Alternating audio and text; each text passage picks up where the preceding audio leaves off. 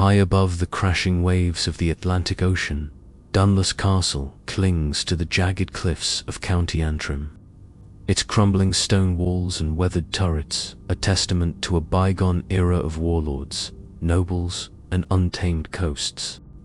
Perched precariously on the edge of Northern Ireland's wild shoreline, the castle is a fortress of shadow and memory, its silhouette etched against stormy skies and moonlit seas. Built in the 13th century by the McQuillan clan and later seized by the MacDonalds, Dunluce has witnessed centuries of bloodshed, betrayal, and fleeting joys. Yet among its many legends, none is more haunting than the tale of Maeve Rowe, the Banshee of Dunluce, whose ghostly wails echo through the castle's prison tower, a piercing cry of love lost to the merciless sea. The story of Maeve Rowe unfolds in the early 17th century, during a time when the Antrim coast was a crucible of clan rivalries and English encroachment. Maeve, the only daughter of Lord Rory MacDonald, a powerful chieftain who held Dunluce as his stronghold, was renowned for her beauty and spirit. With raven hair that cascaded like the ocean's waves and eyes that held the green of Ireland's hills, she was a jewel of the clan, her laughter a rare light in the castle's stern halls. But Maeve's heart belonged not to the noble suitors her father courted, wealthy lords from Ulster and beyond, but to Padraig O'Flaherty, a young fisherman from the nearby village of Port Ballintrae. Padraig, with his weathered hands and fearless soul, had won Maeve's love through quiet moments by the shore, where they shared dreams of a life unbound by duty or rank. Their love, passionate and forbidden, was a secret guarded by the cliffs and the gulls. Lord Rory, a man of iron will and dynastic ambition, had betrothed Maeve to a Scottish laird, a match meant to secure alliances against encroaching English forces.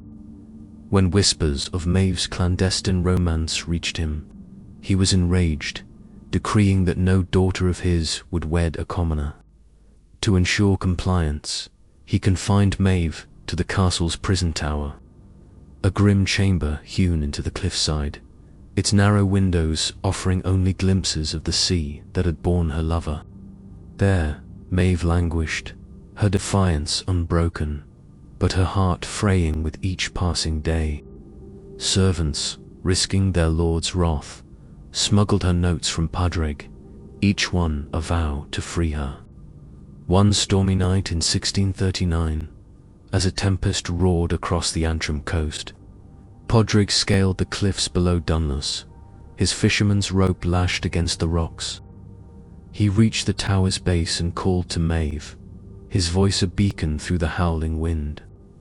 Desperate and fearless, Maeve slipped through a loosened grate, her silk gown tearing as she descended to meet him.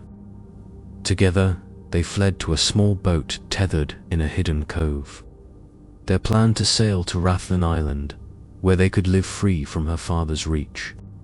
But the sea, as unforgiving as Lord Rory's wrath, had other plans.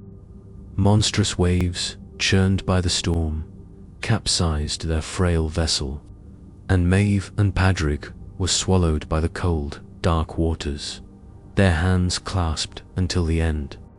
Fishermen later found fragments of the boat dashed against the rocks, but the lovers' bodies were never recovered, claimed forever by the Atlantic's depths. Since that tragic night, Maeve Rowe's wails have haunted Dunluce Castle, her cries rising like a banshee's keening on stormy evenings when the winds howl and the sea thrashes the cliffs below. Locals call her the Banshee of Dunluce, a spectral figure whose sorrow pierces the castle's heart. Her ghostly presence is most often felt in the prison tower, where she was held captive, her voice calling Padraig in a lament that blends. The sound is said to be both beautiful and unbearable, a melody of grief that chills the soul. "It's not just a cry, it's a wound," says Seamus Kelly, a Port Ballintrae fisherman whose family has lived near Dunluce for generations. I heard it once, as a lad, during a gale. It was like the sea itself was weeping. I've not climbed those cliffs since. Visitors to Dunluce report seeing Maeve's spectral form in the tower's high window, her silhouette a faint shimmer against the moon's pale glow, her green gown rippling as if caught in an unseen tide. She is described as both radiant and sorrowful, her face half hidden by a veil of mist, her eyes searching the horizon for a lover who will never return.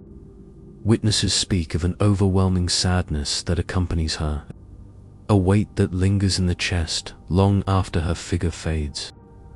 In 1978, a tourist from Belfast claimed to see a woman in a tattered gown standing at the tower's edge, her hands outstretched toward the sea, only to dissolve when he called out. In 2003, a group of schoolchildren on a history tour heard a woman's voice singing a mournful Gaelic lullaby in the tower, though the chamber was locked and empty. The haunting is tied to the rhythms of the sea and sky, with Maeve's presence strongest during storms or under a waxing moon, when Dunluce's ruins seem to pulse with an eerie life. On such nights, the air grows thick with salt and sorrow, and the castle's stones hum with an unspoken ache. Some claim that hearing Maeve's wail is a portent, marking those who encounter it with a lifelong melancholy, as if her grief imprints itself on their hearts. Others believe her spirit is cursed, bound to Dunluce by her father's cruelty and the sea's betrayal, forever reliving the night she lost everything. A 17th century MacDonald ledger, discovered in Belfast's archives, hints at the tragedy, noting a daughter lost to the waves, her cries a burden on this house, though Maeve's name is absent, perhaps erased to quell the scandal. Dunluce's community has long woven Maeve's story into its folklore, blending reverence with caution. In Port Ballantrae, the Puffin Inn serves a Banshee's whale stout, its label depicting a veiled figure against a stormy sea, and local bards sing of Maeve and Padrig during the annual Samhain festival. Yet older residents avoid the castle after dusk, wary of the tower's pull. My gran saw her in the 50s, standing on the cliffs, says Enid Devlin, a 60-year-old weaver. She said Maeve's face was like moonlight, but her eyes were drowning. Gran told us never to answer if the Banshee calls your name. It's a summons to the sea. The castle, maintained by Northern Ireland's Environment Agency, draws thousands of tourists annually, many lured by its Game of Thrones fame and ghostly reputation. Guided, haunted Dunluce tours recount Maeve's tale, though some guides refuse to enter the prison tower during storms, citing an unshakable sense of being watched.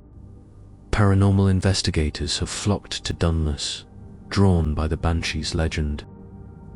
In 2015, the Ulster Paranormal Society conducted a week-long study using thermal cameras and electronic voice phenomenon (EVP) recorders. Their findings were chilling. A cold, humanoid shape appeared on thermal imaging in the tower, moving toward the window.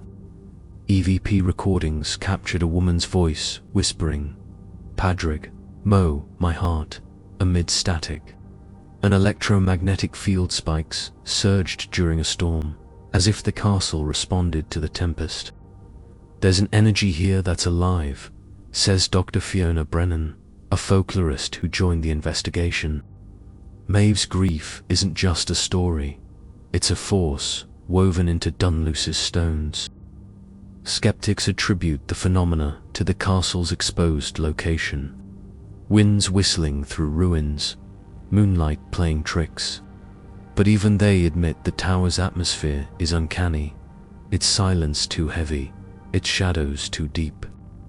Folklore adds depth to the haunting, with some tales suggesting Maeve's wails are a warning, heralding storms or misfortune for the MacDonald clan. Others claim she guards a hidden relic, a silver ring Padraig gave her. Lost in the tower's foundations, its recovery the key to her peace. A 19th century Antrim ballad, The Lass of Dunluce, sings of a maid whose love the sea did claim, her cries a curse, her heart a flame, cementing her place in Irish myth. Whether Maeve was a real figure or a composite of Dunluce's many tragedies, her story resonates, a testament to the enduring power of love and loss. Dunluce Castle remains a place where history and the supernatural converge, its ruins alive with the echoes of a turbulent past. The prison tower, with its damp walls and sea-sprayed windows, feels frozen in time, the air thick with unspoken longing. The Atlantic below roars as it did in Maeve's day, its waves a chorus to her grief. Whether the Banshee of Dunluce is a spirit of sorrow, a phantom of forbidden love, or a tale spun by the winds, Maeve Rowe is an indelible part of the castle's soul, her wails a thread in its tapestry of tragedy. If you venture to Dunluce on a stormy night, when the sea churns and the moon hangs low, tread softly by the prison tower. Listen for the cry that cuts through the gale, the name Padraig carried on the wind. The Banshee of Dunluce, Maeve Rowe, still mourns, her love a fire that neither time nor tide can quench. But be cautious.